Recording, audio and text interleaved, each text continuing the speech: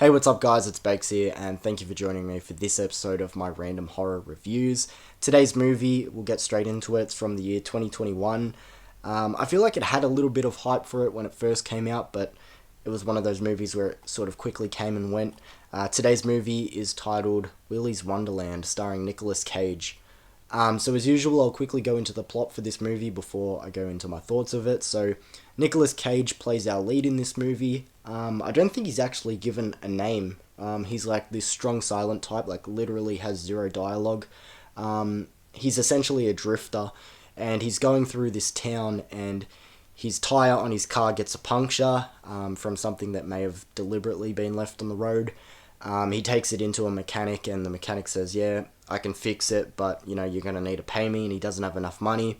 So it's sort of set up that he's going to do some janitorial work in this old, rundown family entertainment place called Willy's Wonderland, which is essentially like a Chuck E. Cheese or Five Nights at Freddy's situation. I've really nothing to compare it to in my real life, because we don't really have anything like that here in Australia with animatronics and mascots and all that walking around, so at least not where I was growing up. But yeah, so he's pretty much set up there for the night, and he has to do janitorial work and clean it up, while the animatronics are coming to life and trying to kill him. There's also a subplot with this girl who has a history with Willy's Wonderland. She grew up in this town, and her and her friends are trying to get inside and trash the place, burn it down, but Nicolas Cage's character is in there as well, and the two storylines cross over. That's pretty much the gist of it. So, not like I thought this movie was a secret hidden gem or anything overly impressive. I have seen this movie once before, but watching the film this time around, it just wasn't as good as what I remembered it being. I remembered it being kind of fun, yes, lower budgeted, and again, nothing special, but kind of one of those ones where you can turn your brain off and just sort of sink into the ridiculousness of what's going on in this movie. But something about the movie this time around was a little bit dull and honestly quite boring. And unfortunately, I think it maybe could be one of those cases of being a little bit too ambitious, off a smaller budget, but I guess we'll go into that now. At the moment, I'm just sort of rambling. So let's get into my complete thoughts of 2021's Willy's Wonderland. So I think a good place to start with this movie is what a lot of people will sort of compare it to. I know the killer animatronic subgenre in horror ain't really a big one, but most people will compare this movie to either Five Nights at Freddy's or maybe even the Banana Splits movie. The Banana Splits movie was actually one of my really early on random horror movie reviews, and it was actually a really early review that had somewhat success for my channel at the time, which I think is pretty cool. But I actually really like that movie, probably more than what I should. It leans into the ridiculousness of it all. It knows the cards that it's been dealt. It's lower budgeted. I believe the Banana Splits is also a sci-fi original. I could be wrong, but I think so. But it just sort of runs with what it's got. Five Nights at Freddy's, on the other hand, had mixed reviews, but again, I also really liked it. It's not perfect. There are problems with that movie. I feel like the biggest issue to Five Nights at Freddy's in my eyes is that it's too tame. I understand that you want to get kids to go and see it because they're the audience that are playing the games, but in my eyes, that movie's too tame. It could have pushed it a bit further, but I feel like there are more positives than negatives with Five Nights at Freddy's. But what I'm trying to say, both of those movies I really enjoyed. Willy's Wonderland falls somewhere in the middle of those two other movies in terms of production, budget, maybe even ambition-wise. But out of the three, this one is the one that feels the most lacking. Don't get me wrong, this movie isn't taking itself too serious or anything, but it feels like the movie thinks it's got something bigger on its hands than what it actually does. When actually watching it, it just feels a little bit too messy to me, and honestly, through a big portion of this movie, kind of boring as well. Now, this might sound like a weird complaint at first, but I feel like there are too many animatronics in this movie. Like, there's got to be 8 or 9 mascots in this film, and normally it would be like, yeah, pile them on, more the merrier, like more chance of creativity and kills and whatever, but majority of them do feel like cool characters for sure, cool mascots, cool designs, whatever, but a lot of them by the end of the film don't get a lot of screen time and therefore feel kind of underutilized, and then in hand with that, kind of underwhelming altogether. It feels like they thought up all these cool mascots and characters and then just didn't have the heart to cut any of them, and they're just like, yeah, leave them all in the script, just create all of them. And it just feels like a little bit too much, and like I said, by the end, a lot of them don't get a lot of screen time, and they're just kind of underwhelming. The one thing that the animatronics do add quite well to the movie is the gore in the kills, but not in the way that you would expect, because the human kills in this movie are honestly kind of shit. Really uncreative and bland, and you think with so many cool, creative mascots that the kills would be more exciting, but they really aren't. But what I was meant to say, like when I say the animatronics do have a lot of cool gore added to them, is when the animatronics themselves are killed. That is very cool gore. And you might be thinking, well, they're robots, how do they have gore? But like when they're killed or like a limb is ripped off or something, like this real thick black oil or grease shoots out, and it's actually very pleasant and, sort of satisfies the want for gore. But like I said, the human kills in this movie are actually really shit, which is a bummer. So getting into our lead in this movie, played by Nicolas Cage, who is one of the stronger elements to this movie, but then also at the same time kind of underwhelming. Cage plays this literal silent badass, drives into town, wrecks his car, gets this job to pay for the repairs. He literally just wants to be in and out of this job, just do the job to the best of its abilities and then go home in the morning. His character is kind of fun, he's punching down these sodas every fucking 5 minutes.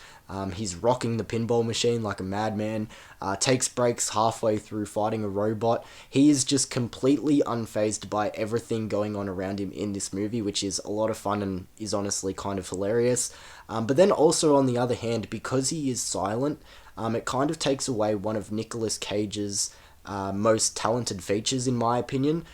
Cage's deliveries in movies are one of my favourite things about him as an actor, and I don't mean that in a ironic way or in a meme way like a lot of people would probably say. Like a lot of people bring up him in the Wicker Man remake talking about the bees, or in Vampire's Kiss, or when he just goes over the top with his delivery of dialogue and everything. But I genuinely think he's a solid actor, and mostly on top of that, he's just full of charisma.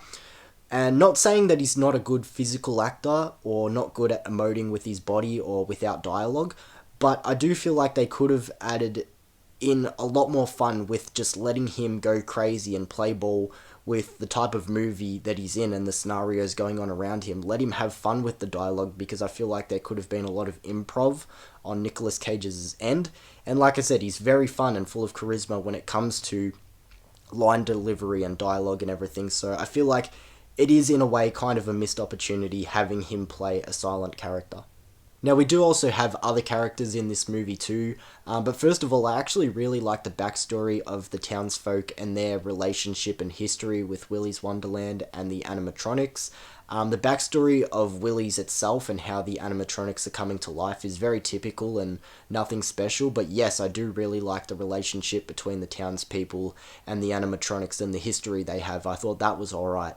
But we do have a second protagonist in this movie, I guess. A girl who has a backstory with Willy's Wonderland, which again is kind of meh.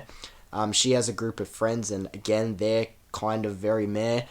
Even though a lot of them do actually have some funny lines, just them in general as characters are nothing special. The cop, the mechanic, and especially the rich Texan owner of Willy's Wonderland, Tex McAdoo, they were all fun characters. I really liked that trio together. But let me quickly ask this question though, because this came up to me the first time I saw this movie, and again rewatching it. I get Cage's character is this strong badass type, but how was he able to beat the animatronics so easily while the rest of the town for years, because it's explained that the town has been under the thumb of these animatronics for years and they have not been able to do anything. Like, he literally kills half of them just by doing standard fighting techniques like punching, kicking, or using household equipment, and then he just puts them in the trash and takes them out in the morning. How the fuck was he able to do that? Like, you're trying to say over so many years, because there is a part in the movie where the cop explains, how this has been going on for years. They've sort of made this agreement with the animatronics because they were trying to take them down and they could literally not put a dent in one of them. They have been trying to do this over so many years.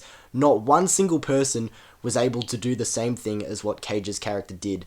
And like I said, I understand he's explained to be this tough badass and everything, but I feel like I could have at least taken down a couple of them. And even in the explanation where the cop again is talking about the history and whatever, she talks about them rocking up with guns and everything. Like I said, he did majority of the killing of these fucking animatronics with his bare hands. Are you trying to tell me that not one person in this town could fucking at least take out one of them before Cage, which I think is just fucking mind-blowing and does make me laugh.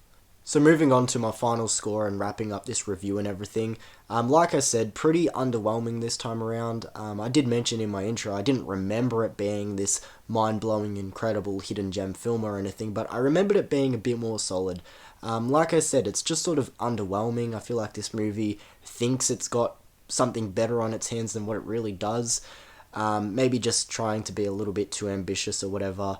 A lot of the human kills are underwhelming. I feel like the animatronics are underutilized.